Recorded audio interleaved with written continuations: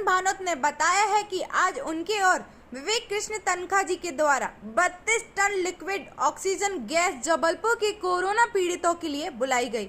इसके अलावा विधायक तरुण भानोत ने कहा है कि उन्होंने 5 लाख की राशि कोरोना मरीजों के लिए माननीय कलेक्टर साहब को भी दी है, जहां इसकी जरूरत हो वह उपयोग करें। और इसके अलावा पूर्व मंत्री ने कहा है कि जरूरत होगी तो वह लोगों की सेवा के लिए आगे भी तत्पर हैं।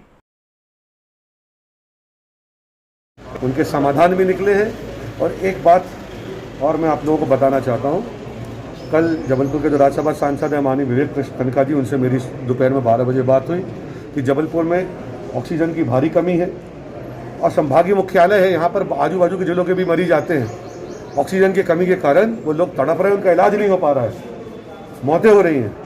तो हम लोगों ने उनने फिर राहुल जी से बात की।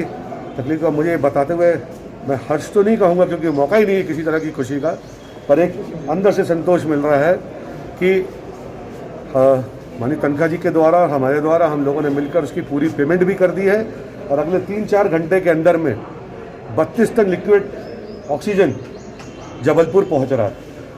मैंने कलेक्टर साहब से बात की थी, उन्होंने एक SDM महोदय को भी, अपर कलेक्टर महोदय को नियुक्त कर दिया है नोडल बनाकर।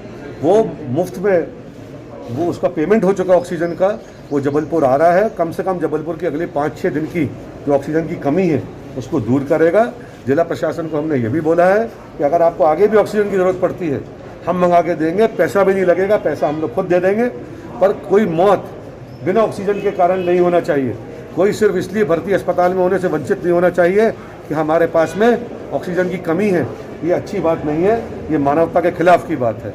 तो गाड़ियाँ भी आ जाएंगी, उनको हम लोग खाली कराएंगे और उसके बाद भी अगर ऑक्सीजन की ज़रूरत पड़ेगी, किसी और चीज़ की ज़रूरत पड़ेगी, करेंगे। रेड क्रॉस को लिए भी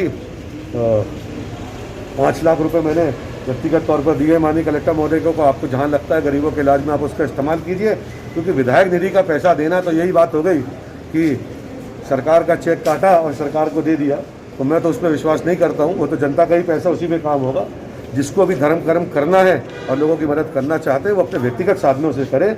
और मैं जबलपुर की जनता से अपील करना चाहता हूँ कि अपना जज्बा दिखाइए। ये एक ऐसा दौर है जब हमको सबको एक दूसरे के सहयोग की ज़रूरत है। जो जिस प्रकार से भी जिला प्रशासन की मदद कर सकता है आर्थिक रूप से, तन से, मन से, धन से, वो सब प्रशासन को उपलब्ध कराए जिससे पीड़ित मानवता की सेवा हो सके। क्योंकि ये जो दौर आया है इसकी कभी हमने कल्पना नहीं की थी और हमारे लिए हर एक जान संस्कारधानी जबलपुर की हो चाहे आसपास के इलाके की।